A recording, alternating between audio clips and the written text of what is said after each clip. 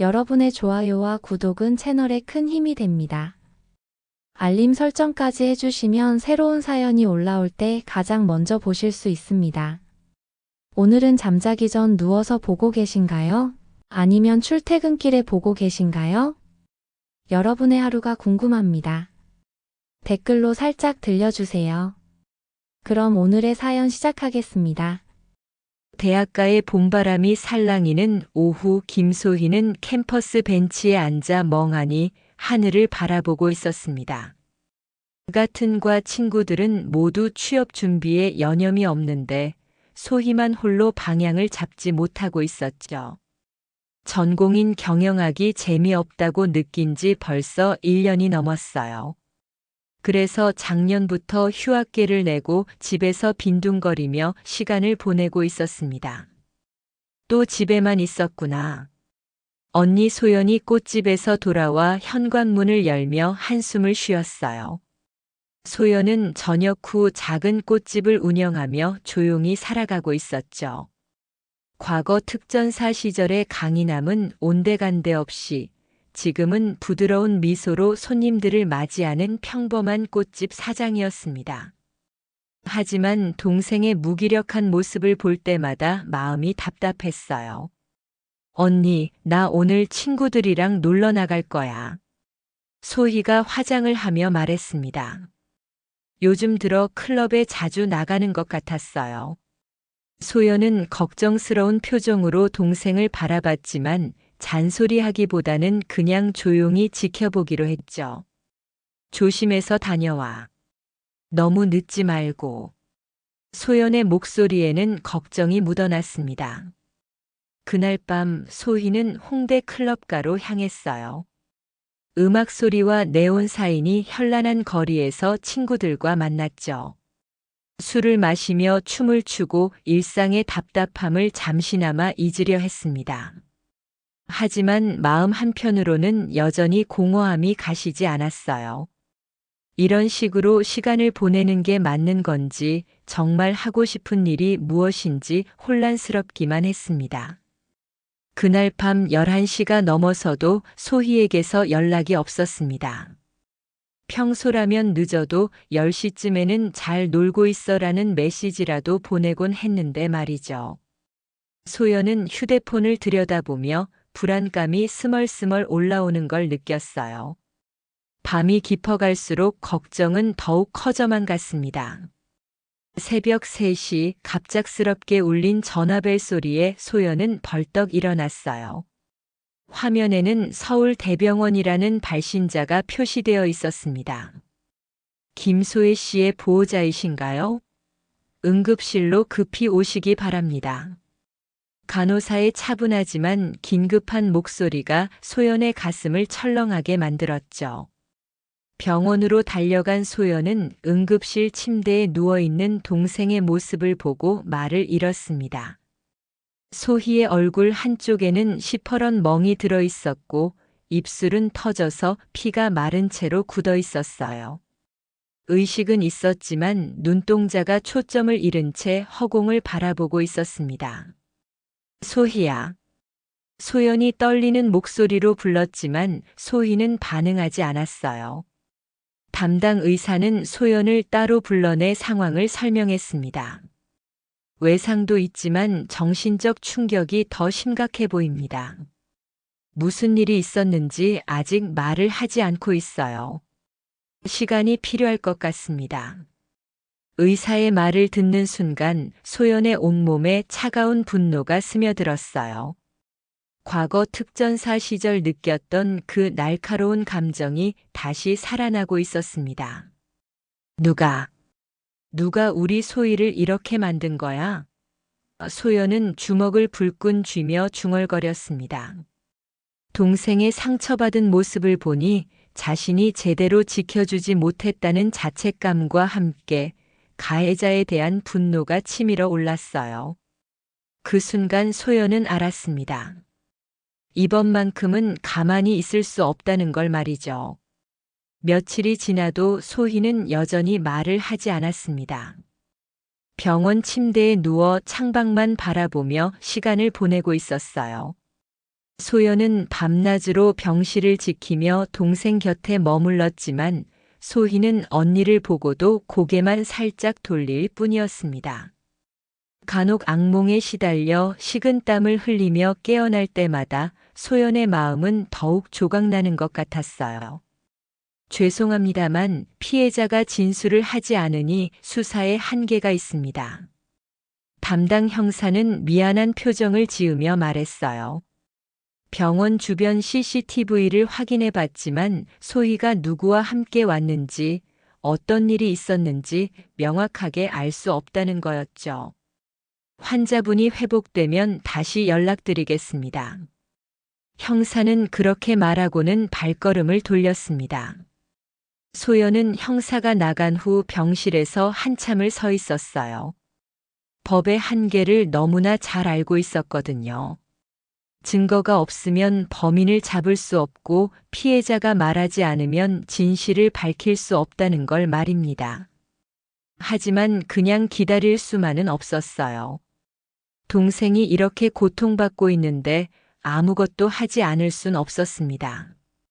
그날 밤 소연은 꽃집으로 돌아가 오랫동안 봉인해둔 상자를 꺼냈어요. 군대 시절 사용했던 장비들과 수첩이 들어 있었습니다. 손으로 만져보니 그때의 기억이 생생하게 되살아났죠.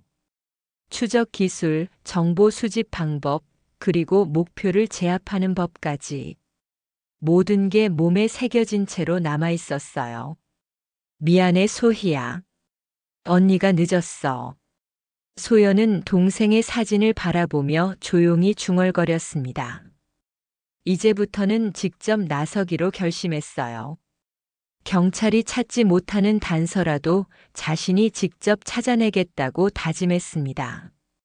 그 순간 소연의 눈빛이 예전과는 완전히 달라져 있었어요.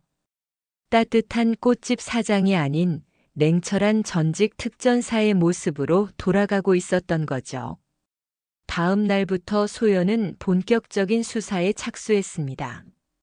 먼저 소희가 자주 가던 홍대 클럽가를 직접 찾아갔어요.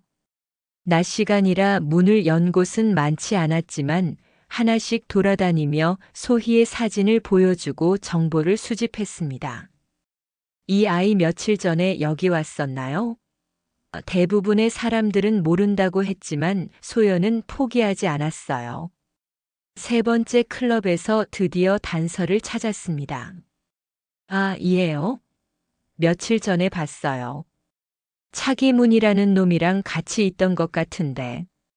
바텐더가 조심스럽게 말했어요. 그 놈은 이 일대에서 꽤 유명한 양아치거든요. 여자들한테 술 먹이고 이상한 짓 하는 걸로 소문났어요. 바텐더의 말을 들은 순간 소연의 혈관에 차가운 분노가 흘렀습니다. 그날 밤 소연은 꽃집 뒤편 창고에서 오랜 시간을 보냈어요. 벽에는 차기문에 대한 정보들이 빼곡히 붙어 있었습니다. 그의 행동 패턴, 자주 가는 장소, 함께 다니는 무리들까지 모든 걸 파악하고 있었어요. 특전사 시절 배운 정보 수집 기술이 여전히 몸에 배어 있었던 거죠. 이제 내 정체를 알았어. 소연이 차기문의 사진을 보며 차갑게 중얼거렸습니다. 며칠간의 추적 끝에 소연은 차기문의 일상을 완벽하게 파악했어요. 매주 화요일 밤 11시쯤 혼자 집으로 돌아가는 패턴, 평소 가지고 다니는 휴대폰과 지갑의 특징까지 모든 걸 알고 있었습니다. 이제 계획을 세울 시간이었어요. 하지만 단순한 복수가 아닌 완벽한 증거를 확보해서 법적으로도 처벌받게 만들 계획이었습니다. 다시는 우리 가족을 건드리지 못하게 해주겠어. 소연은 동생이 입원한 병원을 바라보며 다짐했습니다. 창고 한쪽에는 특전사 시절 사용했던 장비들이 정돈되어 있었어요. 곧 그 모든 기술과 경험을 총동원해서 차기문과 대면할 때가 올 터였습니다. 소연의 눈빛에는 더 이상 망설임이 없었어요. 차기문의 주변부터 차근차근 파고들기 시작했습니다. 소연은 그가 거느리고 있는 부하들을 하나씩 접촉하기 시작했어요. 첫 번째 타겟은 김태수라는 25살 청년이었습니다. 클럽에서 여성들에게 술을 권하고 차기문에게 연결해주는 역할을 하고 있었죠. 소연은 며칠간 그의 동선을 파악한 후 적절한 타이밍을 잡았습니다. 너 김태수지? 어느 날 밤 김태수가 혼자 골목길을 걸어갈 때 소연이 그림자에서 나타났어요. 김태수는 깜짝 놀라며 뒤돌아봤지만 이미 소연이 바로 앞에 서 있었습니다. 누구세요? 김태수가 당황하며 물었지만 소연은 차분한 목소리로 말했어요. 김소희라는 이름 기억나니? 김태수의 얼굴이 순간 하얗게 질렸습니다. 소연은 그 반응만으로도 충분히 알 수 있었어요. 이놈도 분명 공범이라는 걸 말이죠. 모르는데요? 김태수가 거짓말을 하려 했지만 소연은 이미 휴대폰을 꺼내고 있었습니다. 그럼 이 영상은 뭐지? 화면에는 김태수가 소희에게 술을 권하는 모습이 선명하게 담겨 있었어요. 이게 어떻게? 김태수가 경악하며 뒤로 물러서려 했지만 소연이 재빠르게 그의 팔을 잡았습니다. 특전사 시절 배운 관절기가 자연스럽게 나왔어요.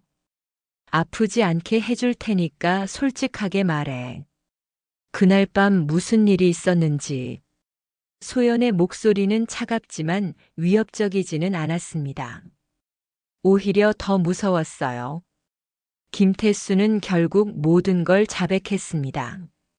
차기문이 어떻게 여성들을 유인하는지, 그날 밤 소희에게 무슨 일을 했는지 떨리는 목소리로 털어놨어요. 소연은 그 모든 대화를 녹음하고 있었습니다. 경찰서 가서 똑같이 진술하면 너는 처벌을 줄여줄 수 있어. 하지만 거짓말하면. 소연은 말을 끝내지 않았지만 김태수는 고개를 끄덕였어요. 이제 결정적인 증거 하나를 확보한 셈이었습니다. 일주일 후 소연은 차기문과의 직접 대면을 위한 마지막 준비를 마쳤습니다. 그동안 확보한 증거들을 정리해 놓고 녹음기와 소형 카메라까지 몸에 부착했어요. 이번에는 완벽하게 끝낼 생각이었습니다. 차기문이 자주 가는 노래방 근처 주차장에서 그를 기다렸죠. 밤 11시 반 차기문이 비틀거리며 노래방에서 나왔습니다. 술에 취한 모습이었지만 여전히 거만한 표정을 짓고 있었어요. 야, 형님. 갑자기 나타난 소연을 보고 차기문이 놀라며 뒤로 물러섰습니다. 누구야, 너? 하지만 소연은 차분하게 다가가며 말했어요. 김소희의 언니야. 그 순간 차기문의 얼굴이 싹 변했습니다. 아, 그 계집의 언니구나? 그래서 뭐? 증거라도 있어? 차기문은 여전히 건방진 태도를 보였지만 소연의 차가운 눈빛을 보고는 점점 불안해하기 시작했어요. 너 지금 나 협박하는 거야? 차기문이 소리쳤지만 소연은 전혀 위축되지 않았습니다. 협박이 아니야. 경고야. 소연이 한 발 더 다가서자 차기문은 본능적으로 위험을 감지했어요. 소연의 움직임에서 평범한 여성이 아니라는 걸 느꼈던 거죠. 야, 미친년아. 너 지금. 차기문이 주먹을 휘두르려 했지만 소연은 이미 그의 팔을 제압하고 있었습니다. 특전사 시절의 격투 기술이 몸에서 자연스럽게 나왔어요. 넌 동생을 건드린 게 아니라 나를 깨운 거야. 소연이 차기문의 팔을 비틀며 차갑게 말했습니다. 차기문은 고통의 비명을 지르며 바닥에 주저앉았어요. 미안해. 잘못했어. 이제야 상황의 심각성을 깨달은 차기문이 빌기 시작했지만 소연은 이미 휴대폰을 꺼내 119에 신고하고 있었습니다. 경찰서에서 자세히 이야기하자. 완벽한 증거와 함께 차기문을 넘길 준비가 끝났어요. 경찰서로 연행된 차기문은 처음에는 계속 발뺌을 했습니다. 하지만 소연이 제출한 물증들 앞에서는 더 이상 거짓말할 수 없었어요.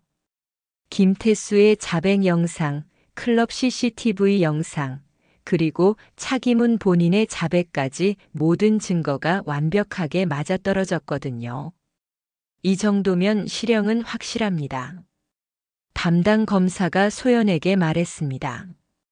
며칠 후 사건이 언론에 보도되기 시작했어요.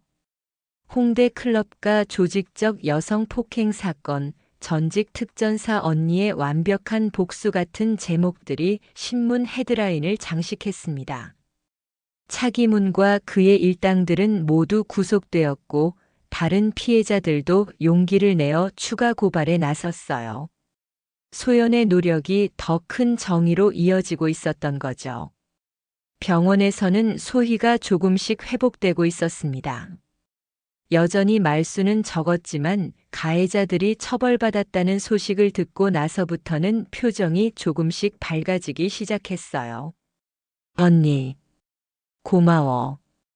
오랜만에 소희가 입을 열었을 때 소연은 눈물이 날 뻔했습니다. 동생의 목소리를 다시 들을 수 있다는 게 얼마나 소중한 일인지 새삼 깨달았어요. 심리 상담 치료도 본격적으로 시작되었습니다. 담당 상담사는 시간이 걸리겠지만 충분히 회복 가능합니다라고 말했어요. 소희는 일주일에 2번씩 상담을 받으며 자신의 마음을 천천히 들여다보기 시작했습니다. 때로는 악몽에 시달리기도 했지만 언니가 곁에 있다는 사실만으로도 큰 힘이 되었어요. 언니, 나 이제 괜찮을 것 같아. 어느 날 소희가 병실 창가에 서서 말했습니다. 창밖으로는 봄꽃들이 활짝 피어 있었어요. 소연은 동생의 어깨에 손을 올리며 조용히 미소 지었습니다. 천천히 해도 돼. 언니가 계속 곁에 있을 테니까.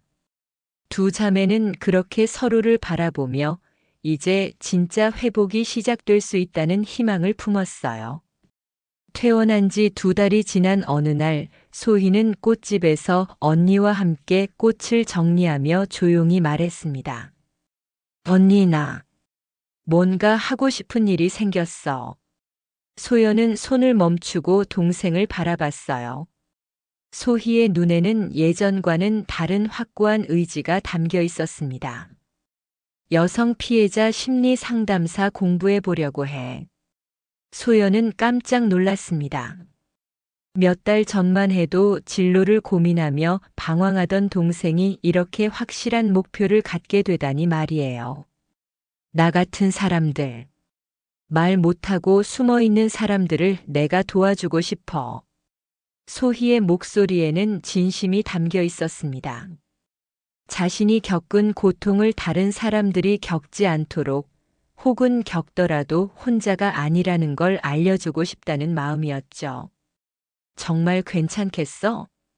소연이 걱정스럽게 물었지만 소희는 고개를 끄덕였습니다. 힘들 때도 있을 거야. 하지만 내가 받았던 도움을 이제는 다른 사람에게 주고 싶어. 소희는 그동안 상담 치료를 받으면서 얼마나 많은 사람들이 자신과 같은 상처로 고통받고 있는지 알게 되었어요. 그리고 전문적인 도움이 얼마나 중요한지도 깨달았습니다. 며칠 후 소희는 상담학과 관련 서적들을 사서 본격적인 공부를 시작했어요. 꽃집 한쪽 테이블에 앉아 열심히 책을 읽는 소희의 모습을 보며 소연은 마음이 뿌듯했습니다. 넌 이제 누군가를 지켜줄 수 있는 사람이 됐네. 소연이 조용히 말하자 소희가 고개를 들며 미소 지었어요. 저녁 무렵 두 자매는 꽃집 앞에서 마지막 정리를 하고 있었습니다. 소희는 상담학 책을 펼쳐놓고 공부하고 소연은 다음날 배달할 꽃다발을 포장하고 있었어요. 유리창 너머로 석양이 스며들어 꽃집 안을 따뜻하게 물들였습니다. 상처는 완전히 사라지지 않을지도 모르지만 그 상처 위에서도 새로운 꿈을 키워나갈 수 있다는 걸 두 자매는 알고 있었어요. 상처는 가릴 수 없지만 그럼에도 우리는 다시 피어날 수 있다는 희망과 함께 말입니다.